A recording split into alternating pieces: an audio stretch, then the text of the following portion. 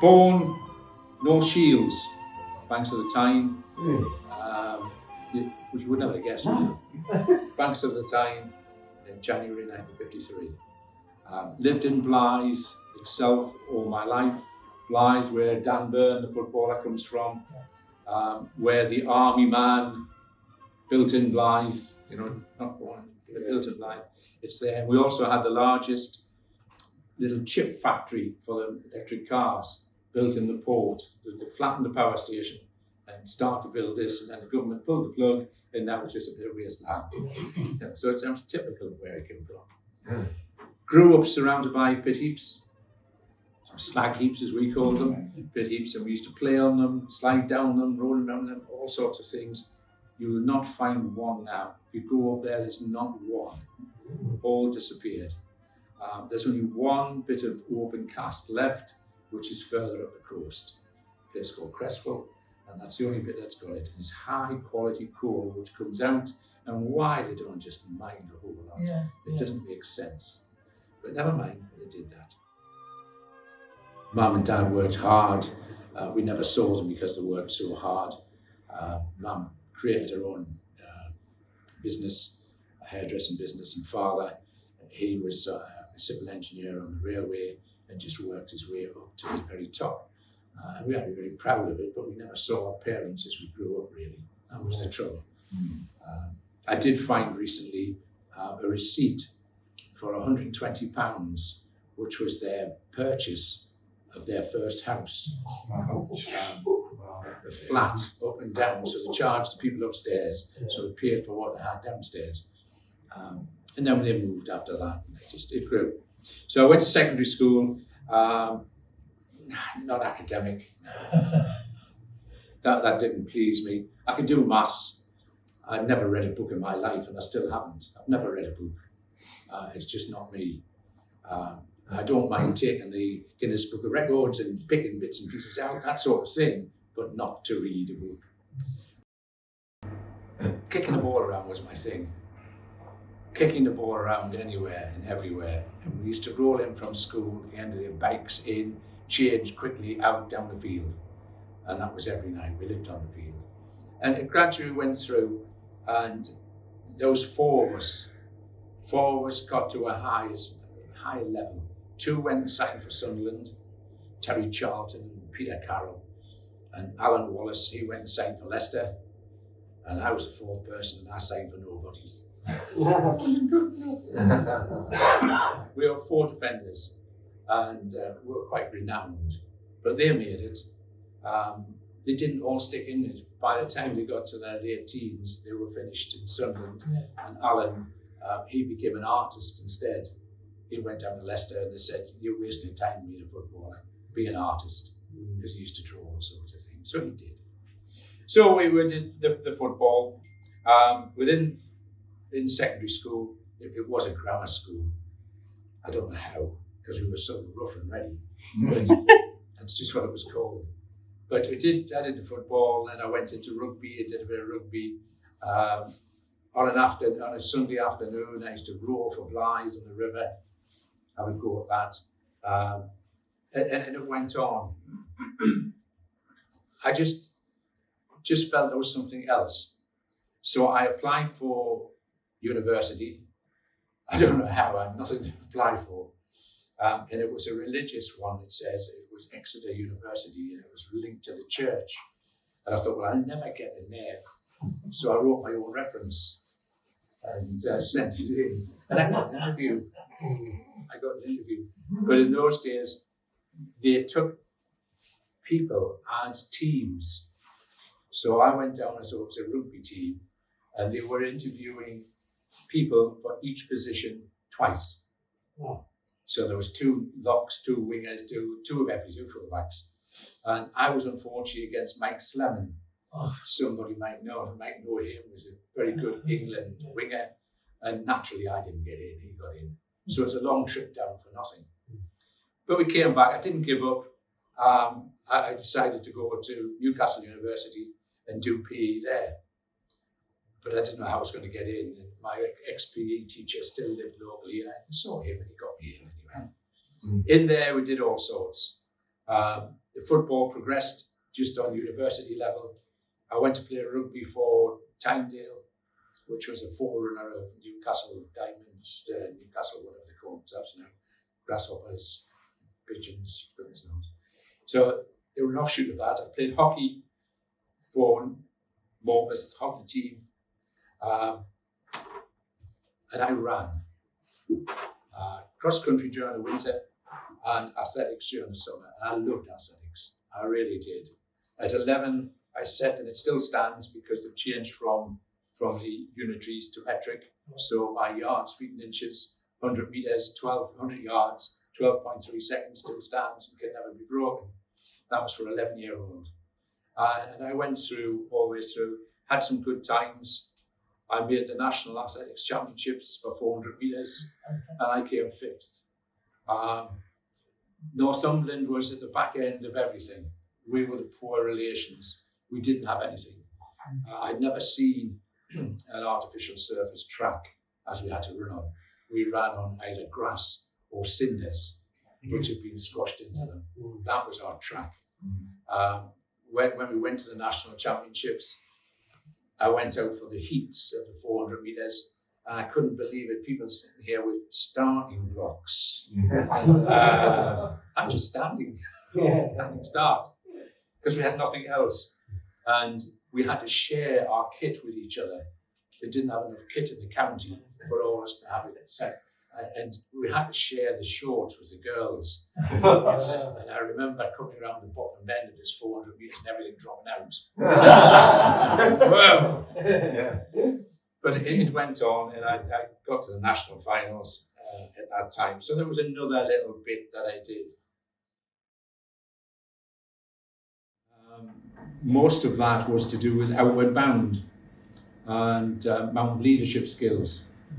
And I learned to climb and abseil and sail a mirror dinghy. Many sailors, mirror dinghy. I made my own canoe, a fiberglass canoe in 2 halves, the mold, and stuck them together.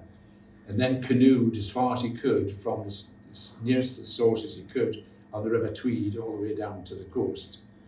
And then into the camp there, and carried everything inside of the canoe as we did it. And it was just the sort of silly things we did, and I enjoyed that. But I went on, I got a job in North Tyneside. Didn't like it, didn't like the job, it was too easy. It was a doddle, you sort of did the job and you went home at the end of the day. That doesn't repeat, it'll come back in a minute.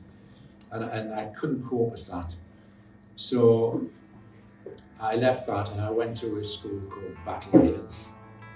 And it was built on Battle Hill Estate, which was the Rising Sun Colliery.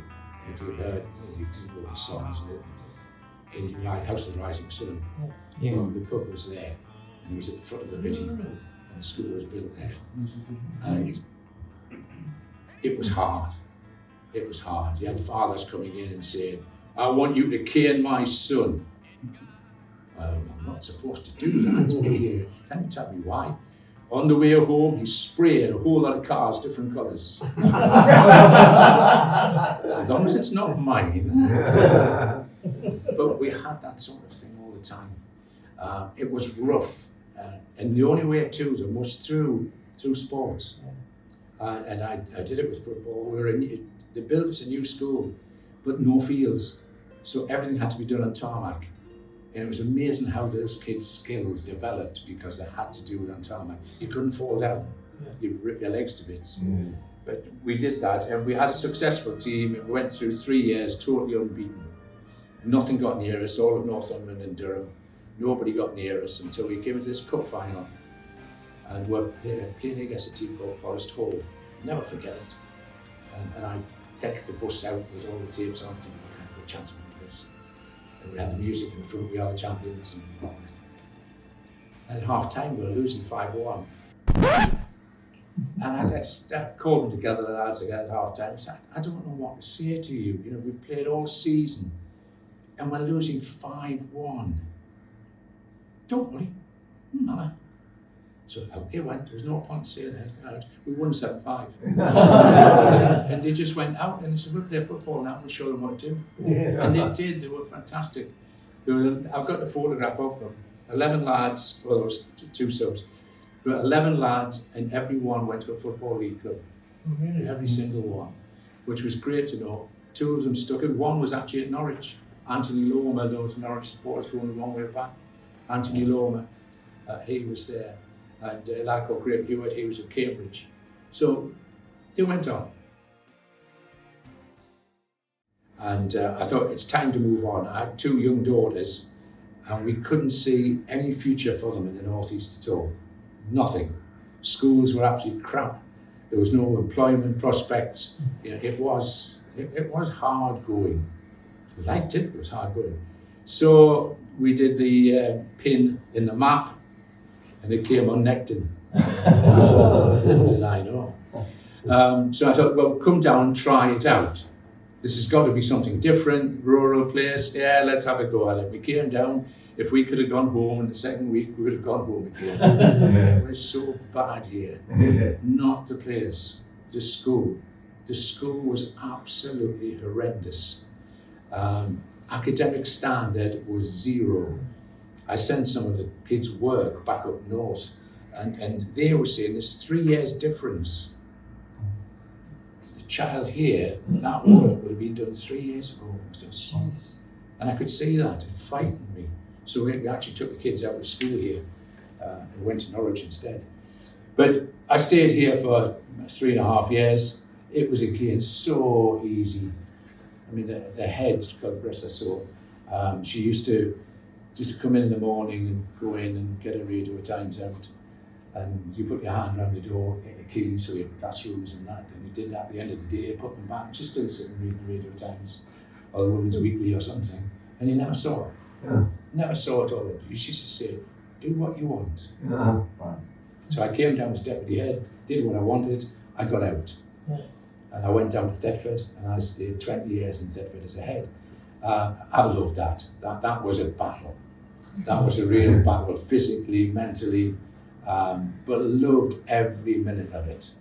But it nearly killed me, so I had to retire after the 20 years. Otherwise, I'd have been carried out of the school in a box. Because I'd done that sort of thing, Norfolk took me on board and said, please, can you go around and sort out schools?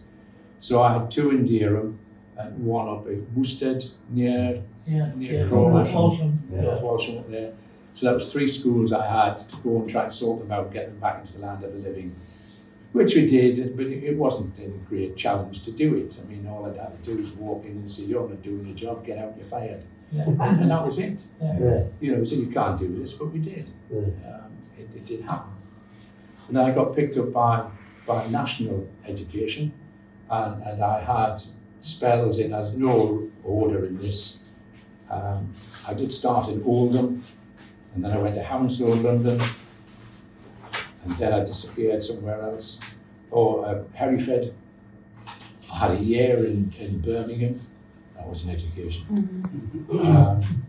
Doncaster, Rochdale, in among all the abuse at the time. And the number of times I reported abuse and the authorities would do nothing. So we knew even then, reporting it achieved nothing at all. In Birmingham, it was a fight against the mosques, basically. It really was a fight, and we all respected people. And we asked to see the Minister of Education to try and get something done. And she turned around, at the time, that Welsh lady, she turned around at the time and said, I'll be called racist, I'm doing nothing. Just get on with it. And that was the end of that. So I played up in the north for quite a long time. I played at Blyth Spartans at 15. But as I said, I didn't make a grade at it. I came down here having been basically put out of the game through a rugby injury. I was pretty quick down the wing from my sprinting days, and 2 great big burly forwards caught me at Cosforth, and I went over the barrier and onto the wooden concrete sleepers that they used to have in their stands. It did my back, and really I never played a game properly from there. So I came down here, I tried to play for Necton, didn't really work at all. So I went into refereeing. I refereed till I was 43, got to the Football League, and those days, Football League retired you at 43. So I got there the same season as I had to come off. Oh. I didn't want to start going back down to all the grassroots, to be honest, to come places like this to referee again, having gone all the way through and been to Tottenham and Crystal Palace and West Ham, and he'd been to all of those clubs, and he didn't want to come back down. So I went in to be an observer, and I've travelled all over the country being an observer, watching referees, how they do things, trying to improve them, get better. Most of them don't. You've seen the standard on the television now, and it's worse than it's ever been. But never mind, that was it. So I've enjoyed my life on the way through, but I got not cheesed off, but I was at loose end through retirement. I hated retirement. I couldn't find enough things to do. I'd always been active and busy and often crack a door in the morning. And John came along and got in touch and said there was a few meeting together. And I came along here, and I'd be ever grateful for John for getting me to come along. And I think it's absolutely fantastic. We came into the unknown together, and it's developed to what it is, and it's going places, and it's still growing. It doesn't have to grow in numbers, it just has to grow in confidence for each other and what they're able to do. And I think that is great. So thank you, John, for that.